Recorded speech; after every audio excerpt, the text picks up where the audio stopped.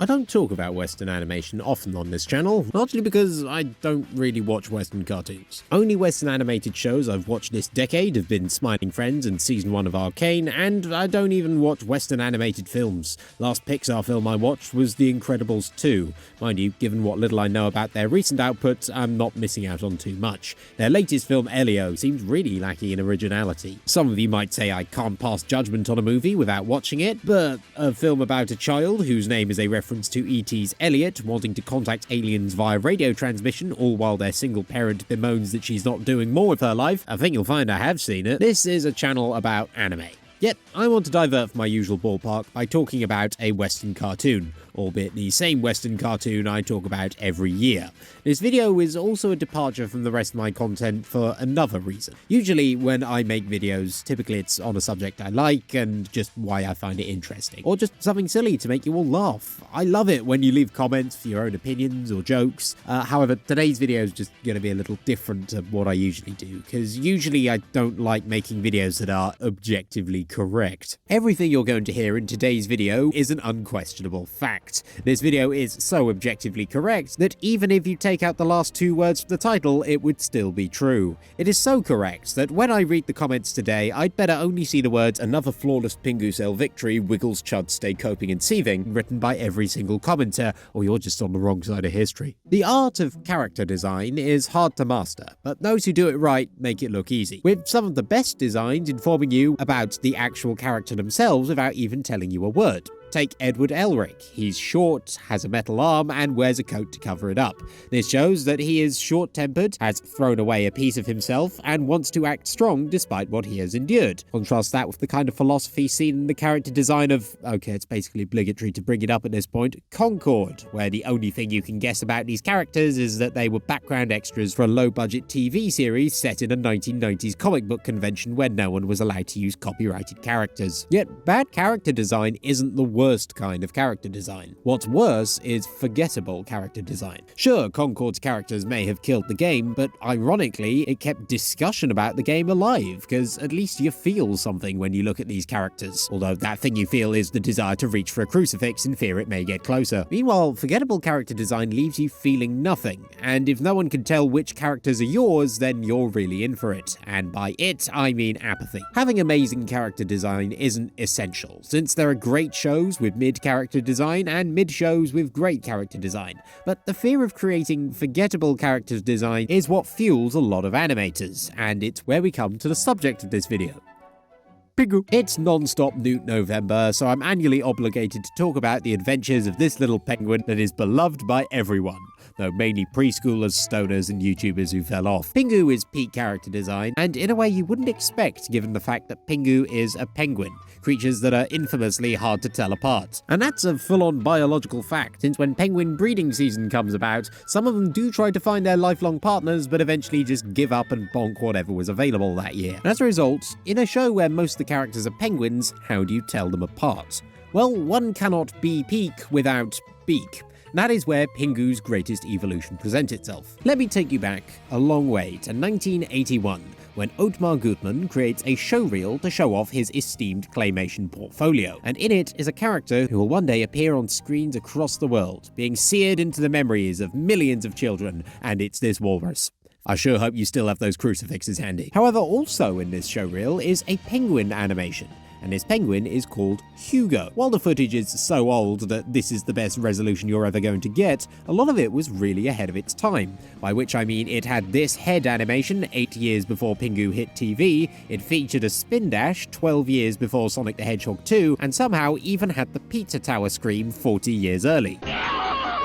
Time really is just a flat circle, as indeed is our protagonist. The main thing that would come out of this short is this character design. A character design that would reappear in the Pingu TV show, only for a side character. For those of you who can actually make out the penguin in this footage, this is quite an angular design compared to what comes later. And indeed, fast forward a few years, and the socio-economic situation in Switzerland, or some other factor, I don't know, allows for Otmar Gutmann to make this full stop-motion series and name it Pingu. A pilot is produced, and the design has been smoothed out to something closer to what we see in the main series. However, throughout the short, there is the occasional detailed close-up shot of Pingu, and as much as I like Vivi Fluorite Eyes song, these shots feel weird to me. The reason is the beak, because it's over half the size of the rest of the head, and a front view would obscure the eyes. That is why for the main series, the smaller beak proved to be more successful, because the geometry was closer to a human mouth. Okay, it was probably done just to round out the marketable plushies and prevent them from taking out kids' eyes, but this change is a total victory for classical aesthetics. How? Well, look at this.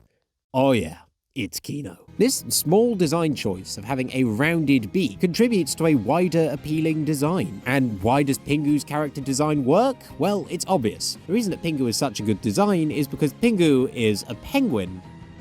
That's it, penguins just peak design on their own. Sure, you can't tell them apart when you're looking at a huddle, but that's only a problem for other penguins. If you're me, then it's no problem that you've taken a great design and just copied it a load of times. If it's good enough for Mortal Kombat, it's good enough for me. I may be a little biased, since penguins are my favourite animal, and I'm willing to put that down to historical context. I don't know what it was with Western animation in the 2000s, but they really seemed to love penguins. Not only did Pingu get a UK series, but the Backyardigans had that one penguin character. Then a load of animated movies featuring penguins kept popping up, like Happy Feet, Surf's Up, and let's face it, the penguins carry the Madagascar films. Whether this was a happy coincidence or a CIA psyop to convince me that birds are actually real is up to you. But now penguins are my favourite animal and there's no going back. It's for that reason alone that even though it features some claymation Sakuga, The Wrong Trousers is easily my least favourite Wallace and Gromit short just because it slandered a penguin. I think that penguins are honestly underappreciated on a theoretical level. Can I tell you why?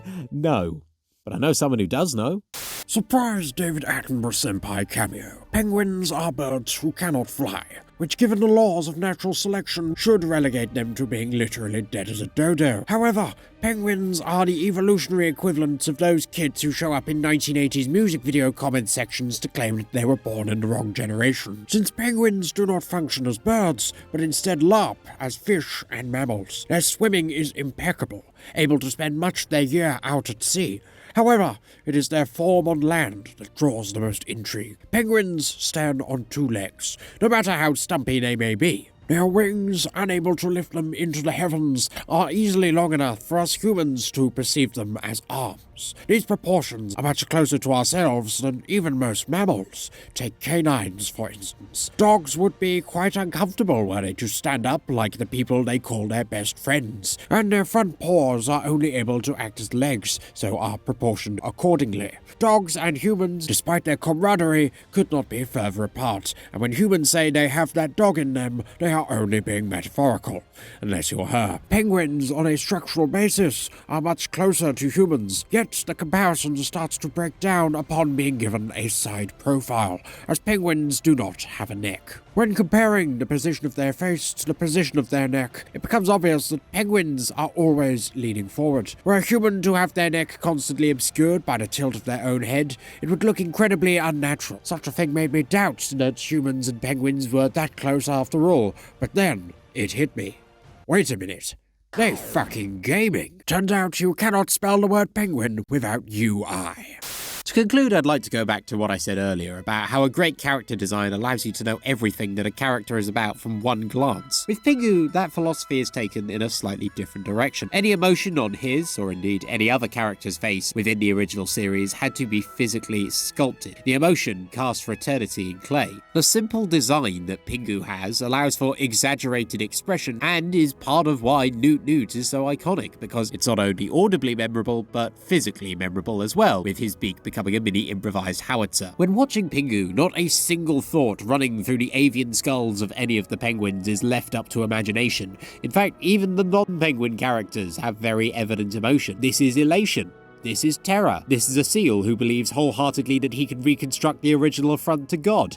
Oh yeah, I just remembered that the Tower of Babel is canon in my favourite baby show. Everything is visual, thus it is no surprise that there is no proper dialogue. Who needs it when everything you need to tell a story is here? Screw wanky theatre companies. This is the true modern successor to Commedia dell'arte, except it has penguins in it, which makes it automatically better. Pingu is the ultimate relatable character, because we do not identify with him based on what he is, but instead what he does. We do not need to see ourselves in him, because Pingu is something we can see in ourselves. Why do you think Pingu is such a common reaction image? It is because he is so expressive that we ourselves can say at some point we have felt like Pingu. We are all to different extents Pingu.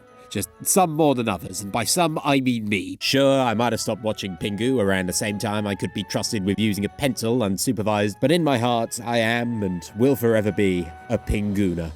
Yes, it is too late to choose another name for the fanbase.